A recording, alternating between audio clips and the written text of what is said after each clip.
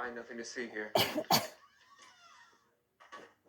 Using the gold you procured, we have been able to amply fund the infantry. Now, as for Loria, Some 8,000 troops are headed to So we're totally outnumbered. perhaps not. Our spies have spotted the master magician Ilario at the edge of the woods. That bald illusionist dick who disappeared the entire castle? We suspect he has enhanced the number of troops with trickery. We believe the actual numbers are under 3,000. I like those odds. There is also less good news.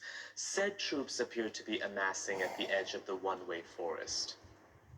A forest of intelligent trees. Yeah, I've read about it. Jane Chatwin tried to pass once.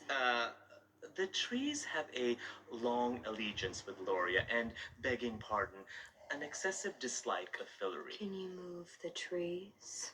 They are rooted, Your Highness. Yeah. I mean, with an axe. That would be ill-advised. They are the last of their kind. Her languidness suggests violence against the one-way forest could cause civil war here in Fillory. Well, in the books, the trees had some sort of ambassador, a dryad. You need to negotiate with her. Your Highness, we would not advise.